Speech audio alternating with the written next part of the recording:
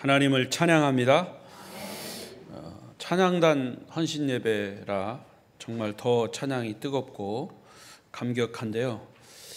그냥 성경 150편 읽은 걸로 설교를 대신하면 얼마나 좋을까. 찬양만 하루 종일 1시간 내내 하다가 그런 생각이 또 들었습니다. 그럼에도 불구하고 오늘 주일 저녁 예배에 참석하신 여러분을 환영하고 사랑합니다. 옆 사람과 인사하십시다. 저녁에 또 만나서 반갑습니다. 잘 오셨습니다. 은혜 많이 받으세요. 영상으로 예배하시는 분들에게도 주의 은혜가 함께 하시기를 바랍니다. 영상으로 예배하면 이런 입체감이 없습니다. 현장감이 없어지죠. 그럼에도 또 영상 앞에 있는, 예배하기 위해서 앞에 있는 부득이해서 영상의 앞에 있는 분들에게도 그런 동일한 은혜가 임하시기를 바랍니다. 오늘 시온 호산나 찬양단 헌신예배를 맞아서 설계 주제는 다 같이 읽습니다. 시작. 육하 원칙에 따른 찬양. 육하 원칙에 따른 찬양. 헌신예배를 이제 제가 사임할 때가 얼마 안 되니까 다 마지막이 되는 것 같아서 헌신예배 이제 설교도 이번이 또 마지막인 것 같아요. 아직 금년에 몇 달 남았는데 뒤에 또 헌신예배가 있습니다만은 그때 헌신예배는 이제 후임 목사님이 오셔서 헌신예배를 인도하게 될 것이고, 헌신예배 인도로서는 제가 이제 마지막 헌신예배의 말씀을 전하게 됐습니다. 육하 원칙에 따른 찬양, 좀 독특한 제목이지요. 육하 원칙. 여러분 육하 원칙을 다 아시지요? 육하 원칙. 제가 고등학교 때 저희 학교에서 신문을 발행한 고등학교, 이제 저희 교회도 저희 학교도 그때만 해도 벌써 70년대니까 70년도 초, 71, 72, 73, 70년대 초니까 신문을 발행했어요. 굉장히 좀 앞서갔죠, 우리 고등학교가. 신문을 발행하는데 제가 거기 조금 학교 신문을 발행하는데 관여한 적이 있습니다.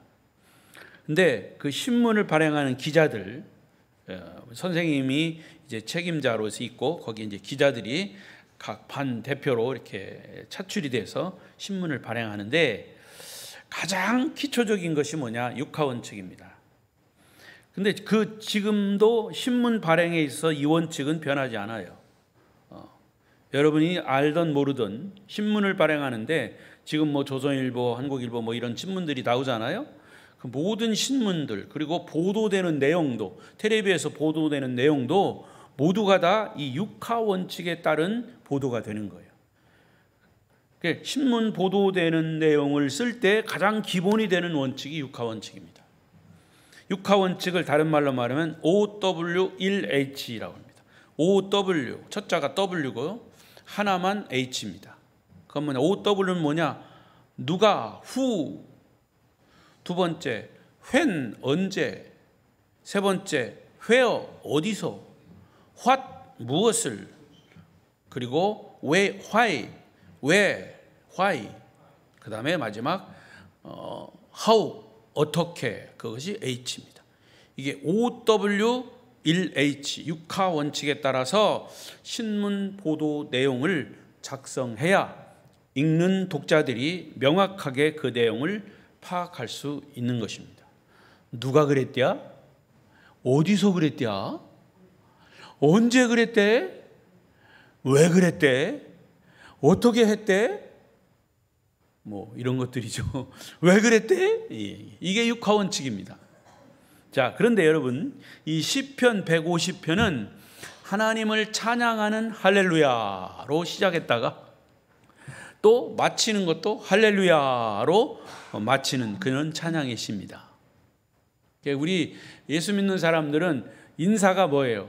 할렐루야죠. 할렐루야. 한번 해봅시다. 할렐루야. 네, 손이 없는 사람도 있어요. 다시 할렐루야. 예, 할렐루야가 인사예요. 할렐루야가 뭐예요? 하나님을 찬양하라, 인사합니다.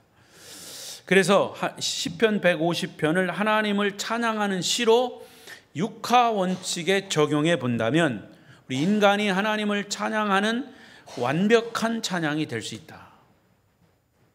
그렇게 믿습니다. 자, 우리 성도들도 또 찬양단들도 성가대들도 이런 의미를 가지고 찬양한다면 더 확실한, 더 큰 은혜가 될 줄로 믿습니다. 자, 그러면 먼저 첫째는 누가 하나님을 찬양하느냐. 누가 하나님을 찬양하느냐. 6절입니다. 6절 누가 찬양하는가 나와 있어요. 시작. 호흡이 있는 자마다 여호와를 찬양할지어다. 할렐루야. 호흡이 있는 자, 숨쉬는 자 그 말이에요. 숨쉬는 자. 동물이 아니라 살아있는 사람을 말하는 거죠. 물론 동물도 호흡을 하죠. 그런데 창세기 1장에서 하나님이 사람을 창조하실 때 호흡을 그 코에 불어넣었어요. 그걸 생기라고 그러죠. 생기, 생명. 예. 여러분, 동물에게 호흡을 불어넣었다는 말은 없어요. 여러분, 이 호흡은 그냥 숨 쉬는 그것과 조금 다르네요. 이 호흡은 뭐냐? 사람과 짐승을 구분하는 잣대가 되는 겁니다. 그게 호흡이에요. 그러니까 단순히 그냥 이런 숨을 쉰다는 의미보다는 인간이 언어를 사용한다는 것, 말을 한다는 것과 아주 깊은 관련이 있는 거예요. 그래서 사람에게는 언어가 있고 동물들은 언어가 없는 겁니다. 언어가 있고 없고는 호흡이 있고 없고의 아주 중요한 차이입니다. 여러분, 찬양을 하는 데 있어서요, 이 호흡이 얼마나 중요한가는 노래를 하는 사람은 알아요. 이 호흡이 길게 빼고 호흡을 멈추고 이런 것들이 얼마나 중요한지 몰라요. 여기서 말하는 호흡이 있는 자는 바로 언어가 있는 인간을 말하는 것이죠. 따라서 호흡은 단순히 숨을 쉬는 것에 그치는 것이 아니라 말을 하는 능력을 나타내는 중요한 바로미터가 되는 겁니다. 그래서 호흡이 있는 모든 사람들은 하나님을 찬양해야 한다고 시인이 결론을 먼저 내리고 있습니다. 하나님이 인간을 창조하실 때 흙으로 육체를 빚으시고 그 다음에 생기를 불어 넣으셨습니다. 그 생기가 호흡할 수 있는 하나님의 숨결이다. 따라하십시오. 생기는 하나님의 숨결이다. 그게 여기서 말하는 호흡입니다. 하나님의 호흡을 불어 넣으셨다는 뜻이에요. 따라서 하나님의 숨결이 있는 자들 모두가 하나님을 찬양해야 한다는 겁니다. 여러분, 하나님이 우리에게 주신 그 호흡을 할 때마다 찬양하시기를 바랍니다. 우리는 하나님을 찬양하기 위해서 지어진 존재이다라는 것을 우리가 인식할 필요가 있습니다. 우리 그리스도인들은 때를 얻든지 못 얻든지 삶의 모든 현장에서 하나님을 찬양하는 것이 마땅합니다. 찬양은 놀라운 능력이 있습니다. 하나님을 찬양하는 그 사람의 모습이 바로 그의 믿음을 나타내는 것이죠. 진정으로 하나님을 찬양할 때 때로는 병고침이 있습니다. 진정한 찬양의 사람이 헌신하게 됩니다. 찬양하다가 성령의 불을 받기도 합니다. 찬양하다가 영적인 신비한 체험을 하기도 합니다. 그래서 찬양은 능력인 것입니다. 하나님의 숨결을 호흡으로 느끼는 성도 여러분, 여러분이 세상을 사는 동안, 호흡이 살아있는 동안, 호흡이 멈추는 그 순간까지 하나님을 찬양하심으로 하나님께 영광 돌리는 삶을 사시기를 축원합니다. 두 번째, 언제 해야 되느냐? 언제 하나님을 찬양합니까? 2절입니다. 2절 시작. 그의 능하신 행동을 찬양하며 그의 지극히 위대하심을 따라 찬양할지어다. 여러분은 노래를 하고 싶을 때가 있습니까? 언제 노래를 하고 싶습니까? 대부분의 사람들은 즐거울 때, 기쁠 때 노래를 합니다. 슬프거나 기분이 우울할 때는 노래가 잘 나오지 않아요. 내가 지금 무엇인가 흥이 날 때 노래를 부르고 싶어집니다. 자, 오늘 본문의 시인은 하나님이 위대하신 창조주이신 사실을 느낄 때 찬양한다고 그랬습니다. 그의 능하신 행동을 찬양하며 그의 지극히 위대하심을 따라 찬양할지어다. 저는요, 자연에 나가서 자연의 아름다움을 볼 때마다 하나님의 그 창조의 위대하심을 느끼게 됩니다.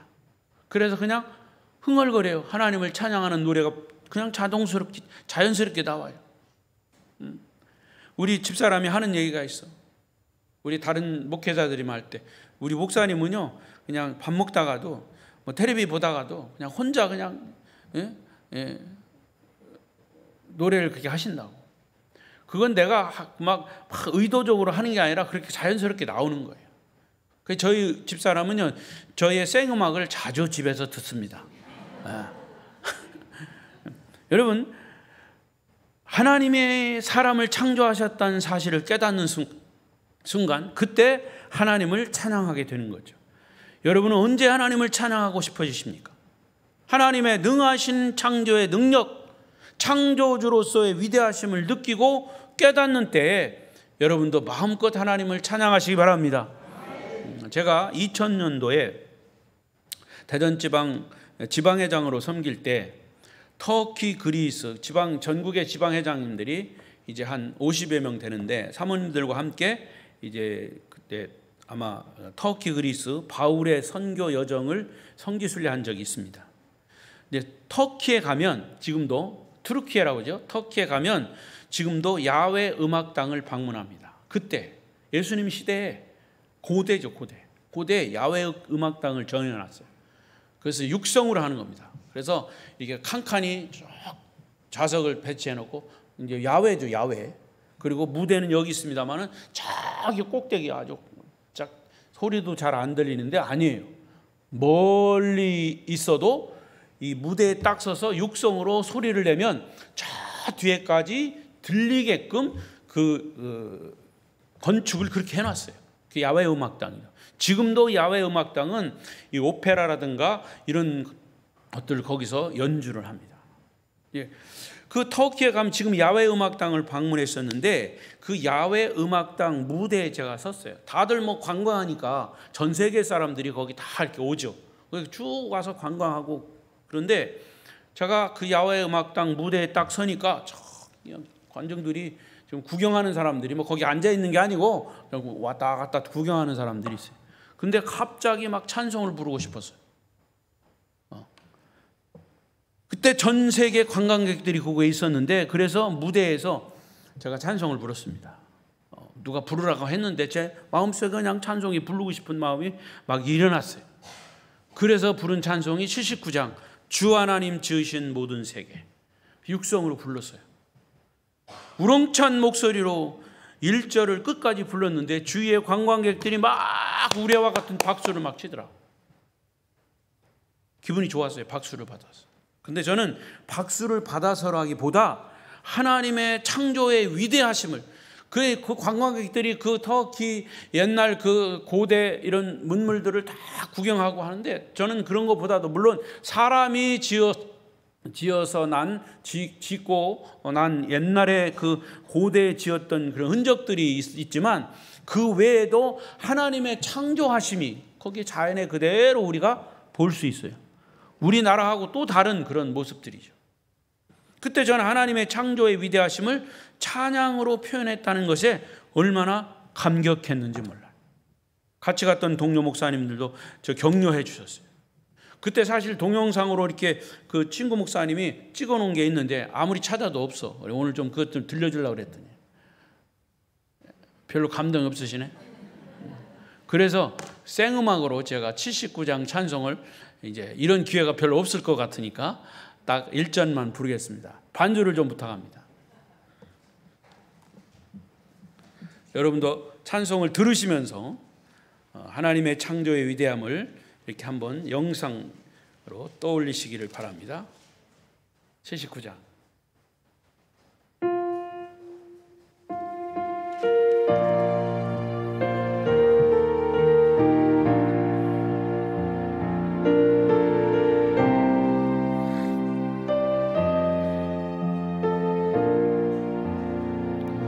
주 하나님 지으신 모든 세계 내 마음 속에 그리워볼 때 하늘의 별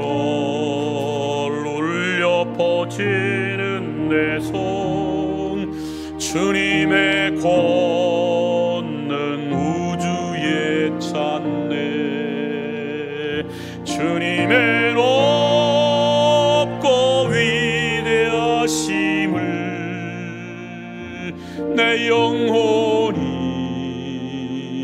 찬양하네.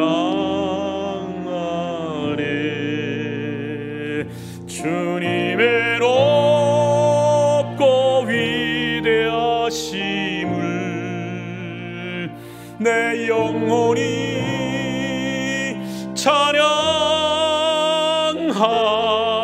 찬양하네. 사절 한번 만나.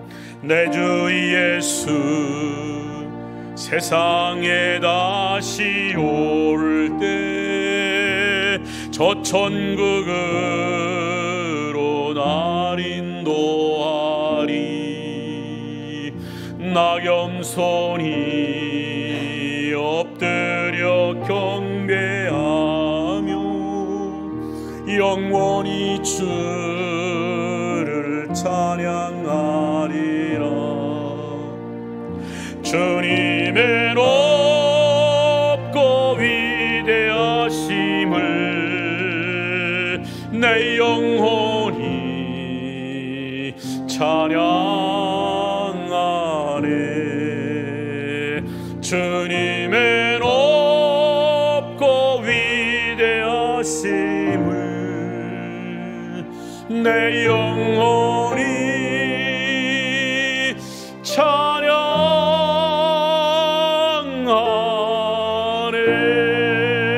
찬양하네. 할렐루야.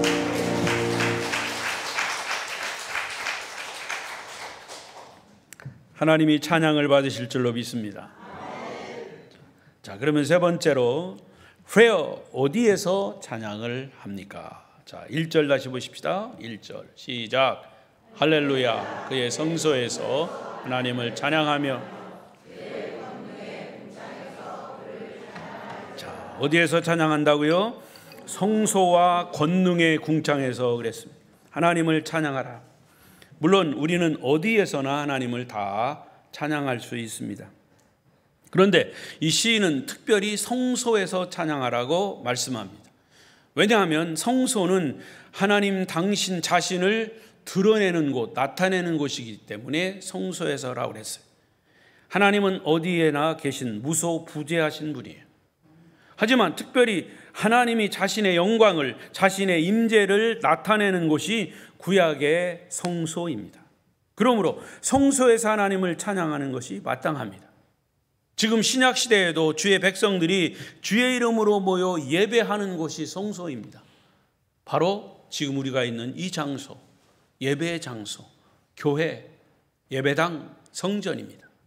따라서 우리들이 예배하는 성전에서 하나님을 찬양할 때 하나님의 영광이 나타나고 하나님의 은혜가 임하게 되는 것입니다. 그리고 여기 권능의 궁창에서라고 했는데, 궁창이라고 하는 영어의 단어는 스페이스예요. 스페이스, 어떤 공간을 말하는 것이. 자, 그러면 이걸 정리해 보면 성소는 하나님의 능력과 은혜가 임하는 곳이고, 궁창은 하나님의 영광의 실체가 나타나는 것이고, 그래서 인간이 닿을 수 없는 곳에 계신 그 하나님을 찬양하는 것이 아니고, 권능의 하나님을 찬양하는 곳은 하늘이나 땅이나 어느 곳에서든지 하나님을 찬양하는 장소인 겁니다. 여러분, 땅에서나 하늘에서나, 땅의 성소에서나 하늘의 성소에서 여러분도 마음껏 하나님을 찬양하시기를 바랍니다. 네 번째, 무엇을 찬양합니까? 무엇? What? 당연히 우주의 주인이신 하나님을 찬양하는 거죠. 이 짧은 시편 150편에서 할렐루야, 하나님을 찬양하라 하는 말이 여러분 몇 번 나올 것 같습니까? 쉬어봤어요? 시편 150편 1절부터 6절까지 하나님을 찬양하라, 찬양하라 하는 말이 정확하게 13번이 나와요. 그러니까 시편 150편은요, 시편 전체 1편부터 150편의 마지막 송령입니다. 그러니까 결국은 시편은 뭐냐? 하나님을 찬양하라는 거예요. 어떤 상황에서든지 찬양하라는 거예요. 우리 그리스도인들은 이 땅에서의 삶이 천국으로 이어지는 연속적인 삶을 살아요. 그리고 이 땅에서의 천국이 어디냐? 완전하진 않지만 교회가 하나님의 천국의 모델인 거죠. 여러분, 모델하우스는 뭡니까? 내가 앞으로 들어갈 그 아파트를 미리 보는 것이 모델하우스잖아요. 그죠? 그러니까 천국의 모델하우스가 어디냐? 교회입니다. 그러나 완전하지 않지만 교회가 모델하우스가 되는 거죠. 자, 그런데 그 모델하우스, 이 땅에서의 천국의 모델하우스에서 우리가 하던 모든 행위들, 이런 것들이 천국에 직접 가면 없어지는 것들이 많아요. 뭐가 없어질까요? 기도는 없어도 돼요. 우리가 천국을 소망했던 그 소망도 없어도 돼요. 소망이 이루어졌으니까. 기도도 이루어졌으니까. 그런데 천국에 가서도 계속되는 일이, 계속 이어질 것이 뭐냐? 찬양입니다. 그 중에 하나가 하나님을 찬양하는 일인데, 대표적인 예가 어디에 나오냐면 요한계시록 4장과 5장은 천상 하늘나라에서 예배하는 그 광경이 계시록 4장 5장에 나중에 가서 읽어보십시오. 하늘 보좌에 앉으신, 중심에 앉으신 하나님을 중심으로 그 주위에 둘러앉은 모든 성도들이 드리는 예배 중에 많은 비중을 차지하고 있는 것이 바로 그 보좌에 앉으신 하나님을 찬양하는 거예요. 다 찬양하는 거예요. 다른 거 없어요. 보십시다. 계시록 5장 9절부터 10절 12절 시작. 그들이 새 노래를 불러 이르되 두루마리를 가지시고 그 인봉을 떼기에 합당하시도다. 일찍이 죽임을 당하사 각 족속과 방언과 백성과 나라 가운데에서 사람들을 피로 사서 하나님께 드리시고 그들로 우리 하나님 앞에서 나라와 제사장들을 삼으셨으니 그들이 땅에서 이 땅에서 왕노릇하리로다 하더라. 12절 큰 음성으로 이르되 죽임을 당하신 어린 양은 능력과 부와 지혜와 힘과 존귀와 영광과 찬송을 받으시기에 합당하도다 하더라. 할렐루야. 이것은 다 하나님을 중심으로 한 모든 둘러선 하나님의 백성들이 찬양하는 모습이에요. 20세기에 중국에서 사역하신 교회의 지도자이자 그리스도 교사이신 워치만 리라고 하는 유명한 중국 사역자가 있습니다. 그분이 한 말이 뭐냐? 기도가 이 땅에서의 영적인 싸움이라면 찬양은 승리한 성도의 선포다 그랬어요. 기도가 영적 싸움이라면 찬양은 승리의 선포다. 시작.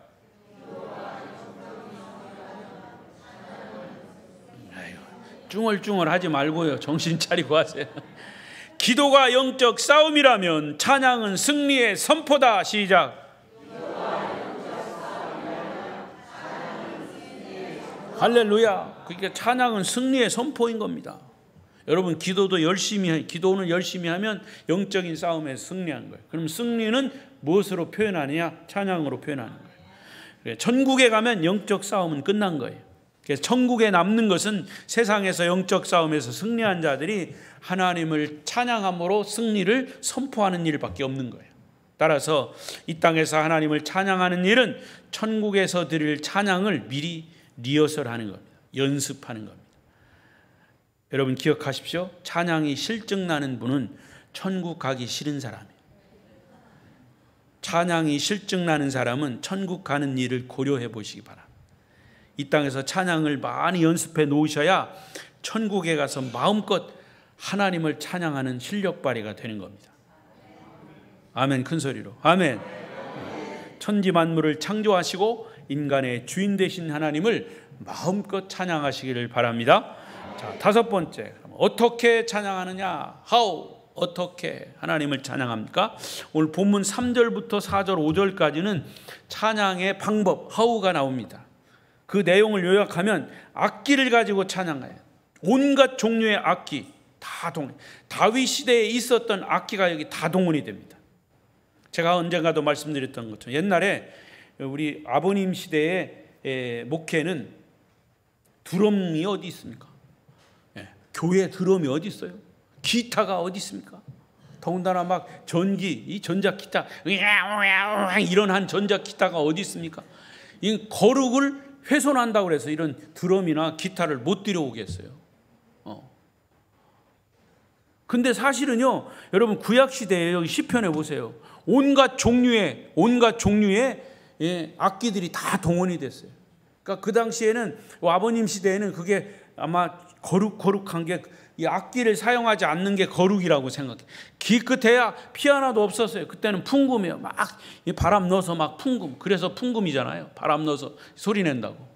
풍금으로 했어요.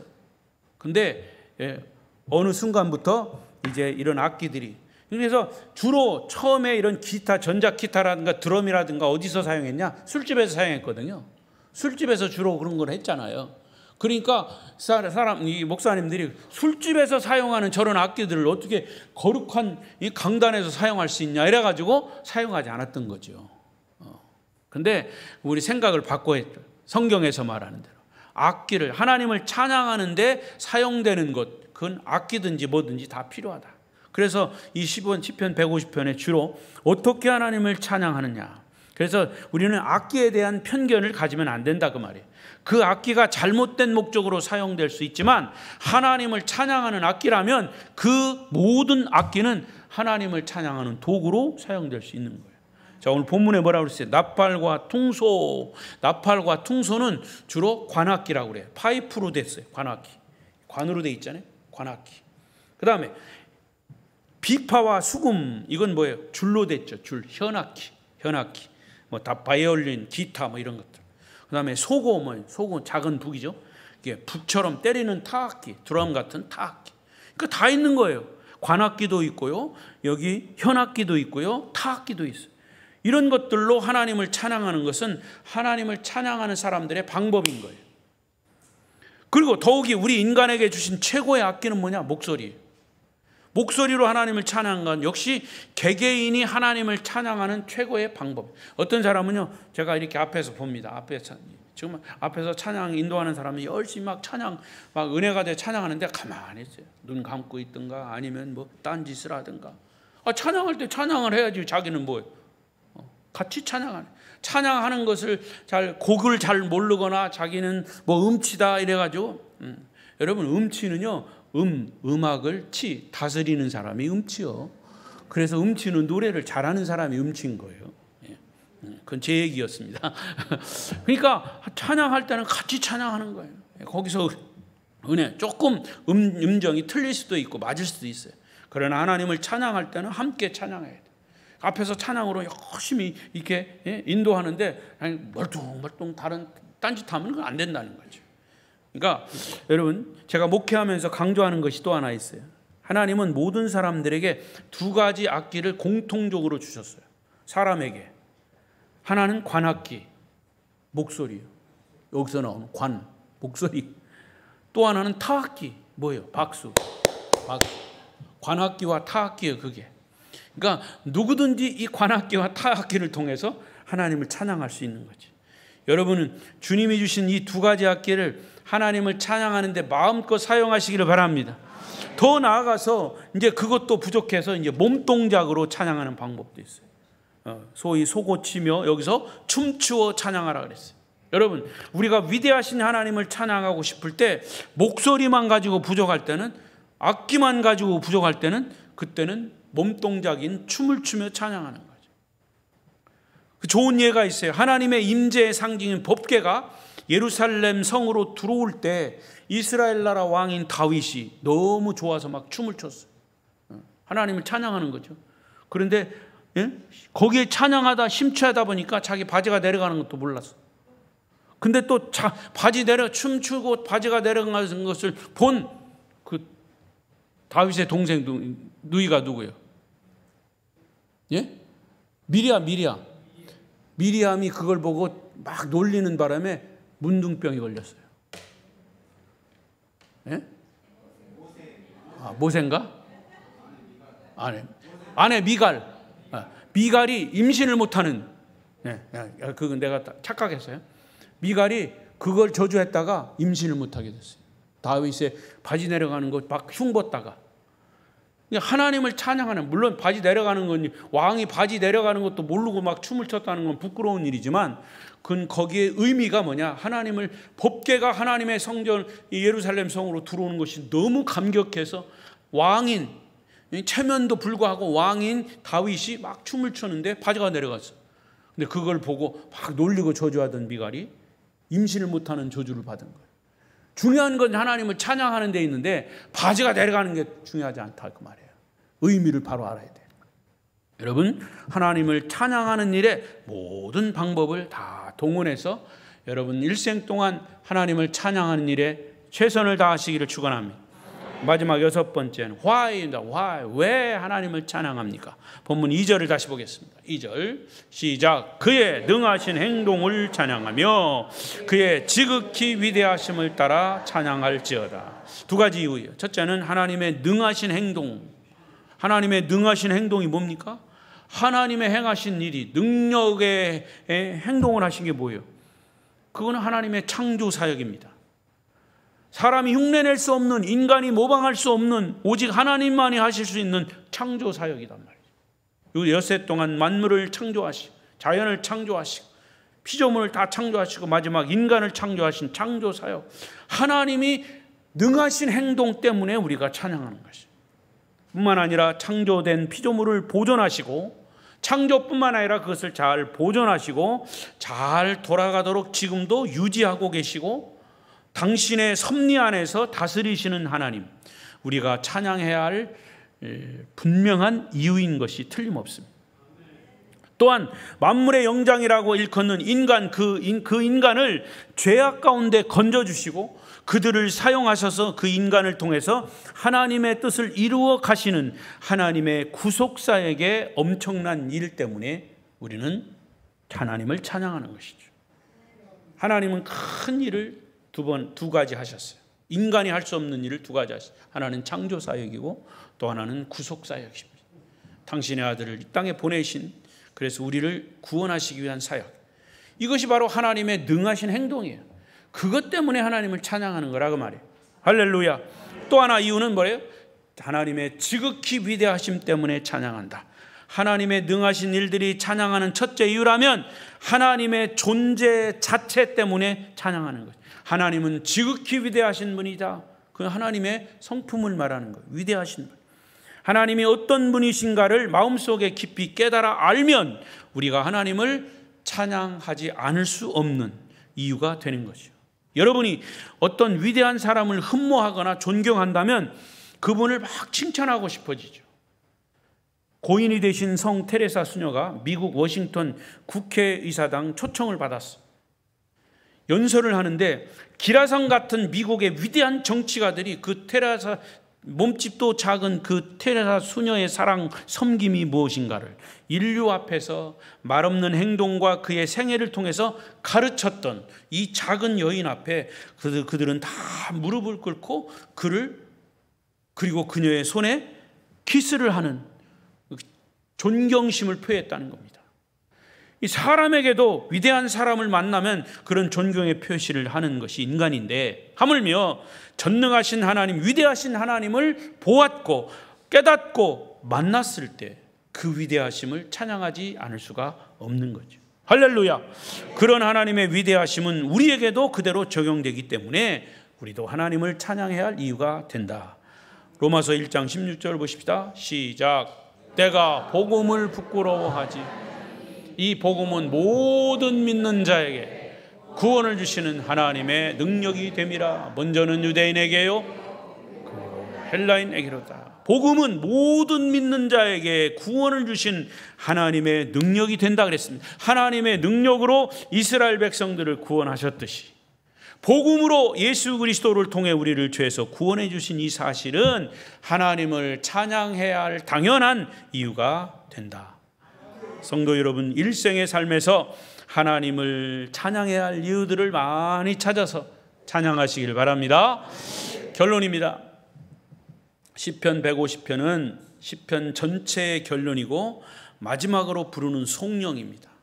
마지막으로 부르는 송령, 다른 내용이 없어요. 하나님을 이렇게 육하 원칙에 따라서 찬양하라는 거예요.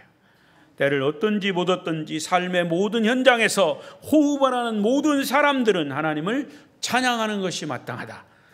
찬양은 놀라운 능력입니다. 다시 말씀드리지만 한 마음과 정성을 다하여 드리는 찬양이 곧 우리의 믿음의 표현인 것이에요. 하나님에 대한 사랑을 표현하고 하나님께 내 마음과 내 삶을 드리는 것이 찬양입니다. 우리는 찬양하는 가운데 아름다워지는 거죠. 그래서 아름다운 교회 성도들은 아름다운 찬양을 아름답게 불러서 아름다운 모습으로 승리하시기를 바랍니다. 때로는 마음을 다하여 찬양할 때 아까도 말씀드린 대로 질병이 치료됩니다. 찬양할 때 근심 걱정이 사라집니다. 찬양할 때 마음의 상처도 치료됩니다. 찬양할 때 은사가 임합니다. 찬양할 때 주님이 주시는 비전을 받게 됩니다. 마음을 다해 찬양할 때 주님과 사랑에 빠지게 됩니다. 정성을 다해 찬양할 때 헌신을 다짐하게 됩니다. 그래서 찬양은 힘이 있고 능력이 있는 것이죠. 오늘 헌신을 다짐하는 우리 시온 찬양단, 호산나 찬양단, 주일날이나 주일 저녁이나 또 주일 아침이나 여러분 찬양단이 앞에서 찬양할 때 우리 교회 규모는 작지만 이 찬양이 살아있어요. 찬양단을 통해서. 그래서 이 찬양이 살아있을 때 교회 영성이 살아나는 겁니다. 여러분 이 찬양을 잃지 마십시오. 그래서 아름다운 교회 성도 여러분 모두가 하나님을 찬양하는 사람들이 되시기를 바랍니다. 찬양이 여러분의 삶이 되시기를 바랍니다. 찬양을 드림으로 삶의 에너지를 회복하고 찬양을 함으로 하나님의 은혜와 축복이 여러분의 삶에 충만히 임하시기를 축원합니다. 축원합니다. 기도하겠습니다. 통성으로 기도하겠습니다. 특별히 우리 시온 찬양단